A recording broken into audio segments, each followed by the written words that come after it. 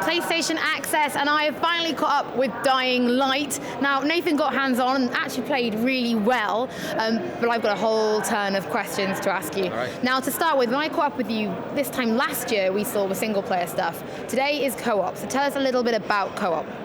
Right, so we have up to 4 players co-op, and you can play through the story mode, like right from the start. After you finish your tutorial level, you can start playing with your friends, up to 4 of them, and through the whole game up till the end, 4 players co-op. But even when you play co-op, it's your friends and stuff. Yeah, it's nice. We like to spice things up a little bit, so that's what we do. Like when we play the game, it's like, hey, you know what? I dare that you won't be able to hit that. Yeah. Or I bet you can, I can get there faster than you. It was just happening, so we said, like, why don't we just put it in the game? So we track your progress, and every once in a while, the game will offer you a challenge, a competitive challenge like that. So, like, who's going to kill more zombies in under a minute? Or who can get on top of the tower fastest? So, and whoever wins gets, like, extra experience points or a special weapon or stuff like that. It was very cool, actually. When Nathan was playing, he just sort of came up, pressed X, and then him and the guy he was playing with all of a sudden a head-to-head on a challenge playing the game. It was really cool. Yeah, it was amazing to see people, like, they start the demo, and they're like, okay, so we're going to play co-op, so there are zombies, and they're bad, so we got to help each other out, and they kind of do, like, they look out for each other, and suddenly there's, like, challenge, and they're like, screw you, man, I'm taking this reward. So is this a drop-in, drop-out co-op, or is it like you've got to form the lobby, you've got to go in? No, it's absolutely seamless. So you're just playing your game. You're going to see a little prompt saying like, hey, there's a dude on a similar progress. You want to join? Single click of a button, bam, that's it. Your friends can do the same thing. Like you just go online and there's like, hey, so Hollie's online. You want to join? Bam, that's it. And the same, of course, goes also for the PvP mode that we also showed for the first time. Okay, the Night Hunter is something your friend can do to you, basically. So it's not just the 4 of you having a great little time together. One of you can be horrible, basically. Oh, yeah, and that feels just so good. There's nothing better than just getting to your friend's game and mess it. Isn't it?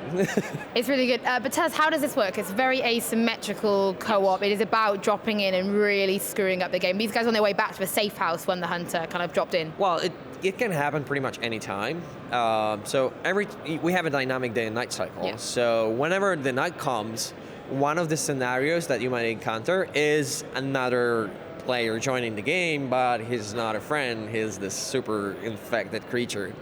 And the way it works is you get number of respawns from the moment the match starts. Yeah. It's completely seamless. So you're just playing your game, and it happens. You get number of respawns. If he can kill you number of times, game over. Yeah. And it's not like each one of you has number of respawns. You share them. Yeah. So we kind of push you towards really cooperating. And the super infected is like, he's a glass cannon. So if he can make you like that you guys go separate, you're going to be an easy target. So you really got to stay close together. On the other hand, he has an unlimited respawns, so it's not about killing him. There are special hives on the map, 3 of them, and if you want to win the match, you have to destroy those. Yeah, and actually Nathan managed to do it. I was very impressed with him. He did very, very well. Now, taking it back to some of the gameplay mechanics, we saw weapon damage. So when Nathan was playing, the weapon eventually kind of broke. Do you want to talk about how that's going to work and how you can carry on if your weapons break? Well, we want Dying Light to be an action survival game, so that means limited resources. That means your weapons degrade. So you have to take, sorry, is that correct way to say it? Take care of them? Take care of, yes. Take care of them. Thank you. Take care of them. That means you need to find like little metal pieces and try to put them together when they break. In the end, they'll break completely, so you'll have to find something else. But that also means that you have to make choices. Like, am I ready for this? Like, should I really fight those guys? Maybe avoiding them will be a better choice because my weapon is kind of crap now, and I might need it like in this. I might end up in something critical that I really might need it. So perhaps not this time around. So we really want player to have this kind of choices. Okay, talking about breaking things, we also broke some bones as well. It was like went into like X-ray mode and saw some broken bones. What impact is that having other than looking cool? Well, if you break zombie leg, he's not going to be able to walk. You really break it, and he's going to keep crawling for you. If you cut it off, that's the same thing. If you break the arm, he won't be able to attack you, and so on and so on. It's all sounding very exciting. Now, finally, the free running plays a massive part in this. So what are you guys doing to really nail that? Because that is like that beautiful key mechanic. Yeah, and it's not only that. We also hope that this will kind of change the FPS genre. Just like I think I said it like a million times now, but I'm gonna say it again. Wolfenstein, no jumping. Many years later, jumping, and if you don't have jumping in your game sucks.